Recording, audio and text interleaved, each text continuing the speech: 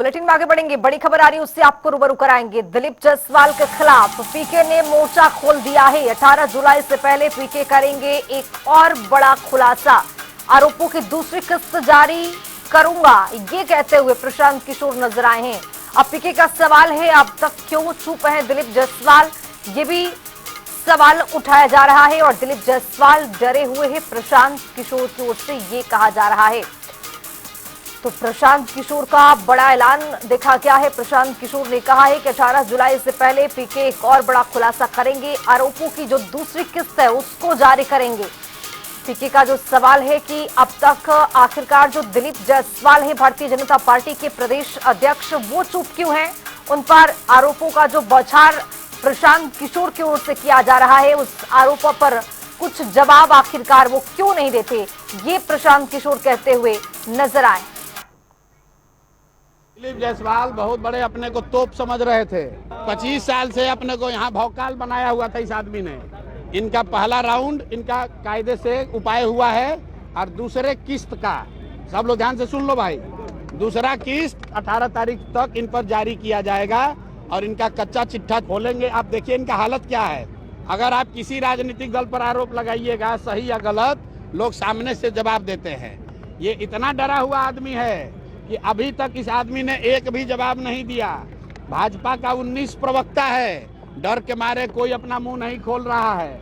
मोदी जी आ रहे हैं 18 तारीख को, उससे पहले पहले चाल चरित्र चेहरा की बात करने वाले भाजपा के अध्यक्ष दिलीप जायसवाल और राबड़ी देवी के मुंह बोले भाई, इनका फिर से कच्चा चिट्ठा, नया कच्चा चिट्ठा अभी प्रेस कॉन्फ्रेंस करके पटना में फिर से खोलेंगे, तब इनका अभी अकल ठिकाने आएगा, छोड़ेंगे नहीं।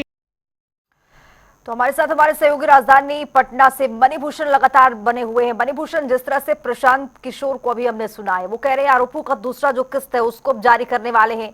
अब इस पर जो पीके का जिस तरह से सवाल हो रहा है, आरोप लगाया जा रहा है, अब इस पर आखिरकार जो भारतीय जनता पार्टी के प्रदेश अध्यक्ष हैं दिलीप जायसवाल, उनका कोई बयान क्यों नहीं सामने आता और 18 तारीख से पहले कोई और बड़ा ऐलान करेंगे, इसको आप किस तरह से देख रहे हैं? देखिए, अभी सीमांचल में जो है उनका लगातार प्रशांत किशोर का दौरा हो रहा है और वहां पे जाने से पहले भी जो है उन्होंने जो प्रदेश अध्यक्ष दिलीप जायसवाल थे उनको लेकर जो एक खुलासा किया था, वो बहुत पुराना मामला था। वहां पे एक कॉलेज है और कॉलेज को लेकर जो है कैसे कैसे दिलीप जायसवाल उसके ओनर बन गए और उसी को लेकर जो है वो खुलासा पिछली बार किया था उन्होंने।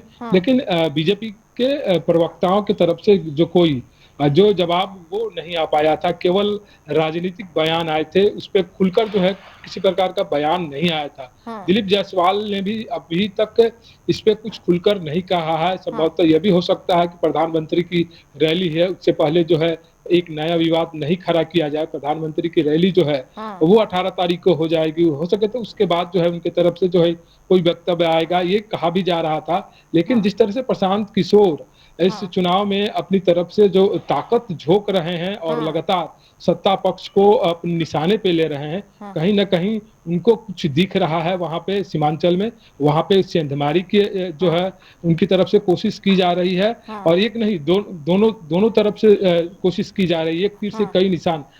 आपने सुना होगा कि प्रशांत किशोर तरफ से ये भी कहा जा रहा है राबड़ी देवी के मुंह बोले भाई।